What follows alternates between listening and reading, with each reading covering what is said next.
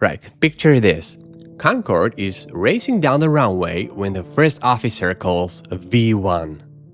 V1 basically means they're committed. Stopping safely is no longer assured.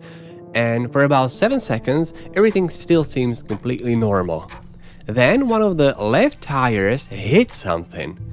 Just a thin strip of metal about 44 centimeters long. Nothing that looks capable of destroying Concorde.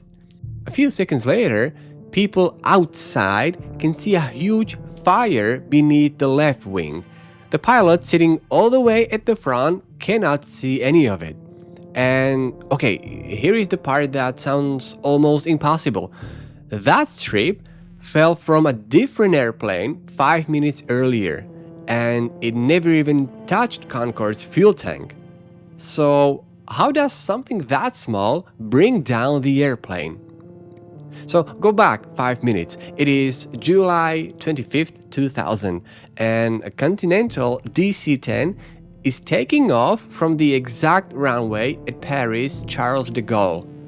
Attached to one engine cover is a strip from an earlier repair, and as the airplane accelerates, it breaks loose and drops onto the runway.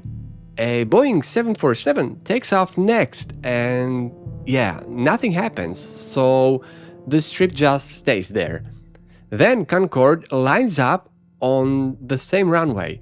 Nobody has noticed it, and I mean, why would they? It is a tiny piece of metal somewhere on more than 4 kilometers of runway.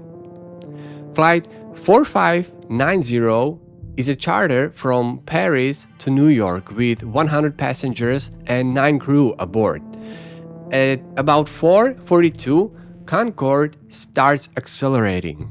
Everything looks normal. All 4 engines are working, the speed keeps building, and at 150 knots, the first officer calls V1.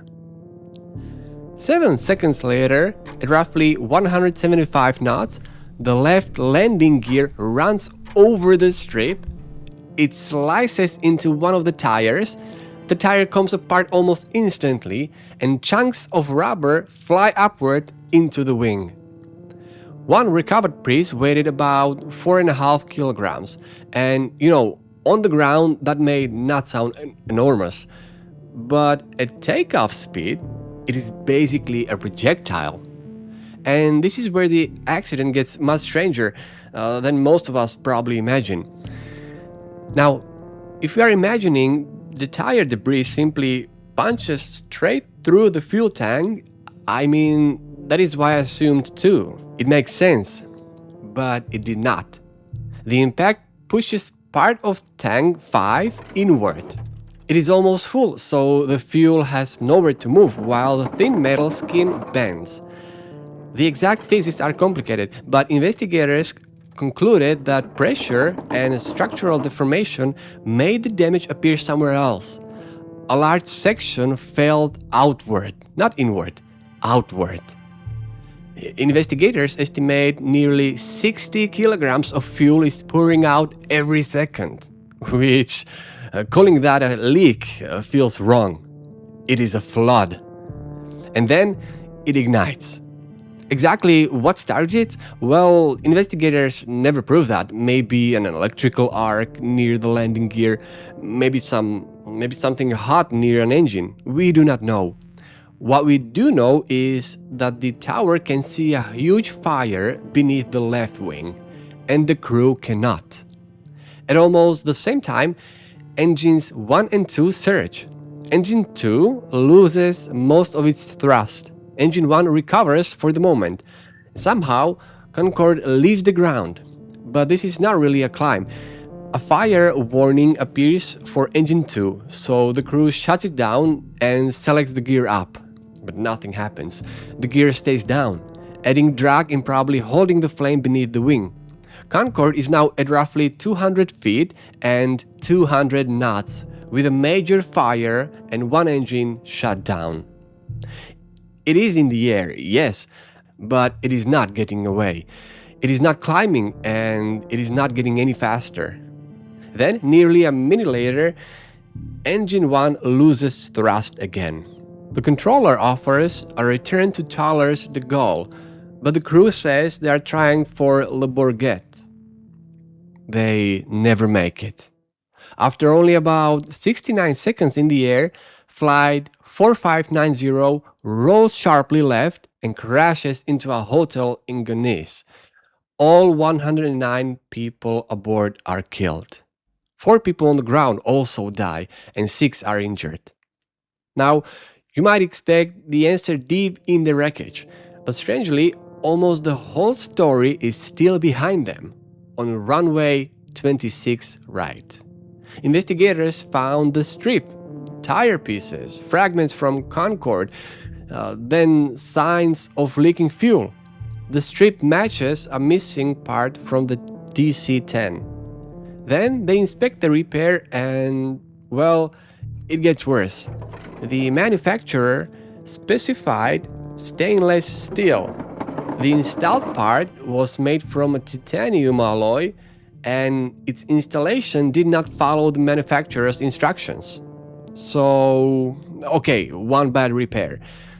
Except it is not that simple. Concorde had already suffered 57 tire bursts or deflations. Some damaged the aircraft, some punctured tanks, and many began with runway debris. In 1979, debris punctured 3 tanks on a Concorde at Washington Dulles. Fuel leaked but did not ignite, and the aircraft returned safely. Changes followed, and tire incidents became less common. So the problem was not simply ignored, but nobody had seen the whole chain: tire failure, tank rupture, fire, loss of thrust, and gear that would not retract. And this is worth clearing up because people often say the crash ended Concorde. It did not, at least not immediately. The fleet was grounded. Vulnerable tanks got protective liners, stronger tires were introduced, and wiring near the landing gear got better protection.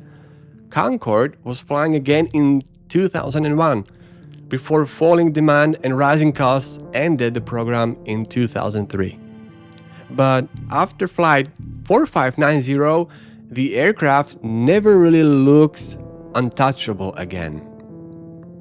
Flight 4590 is airborne for only about 69 seconds. But really, the accident starts 5 minutes earlier, when a part falls from another airplane, or even earlier, with the repair that put it there. That is what makes this so disturbing. No single link looks large enough, but connect them in the wrong order, and there is no safe way out. So I'm honestly curious, where would you break the chain? At the repair? On the runway? Or in Concorde's design? Let me know in the comments. And for more stories like this, subscribe to Failure Atlas. Thank you for watching, and I will see you in the next one.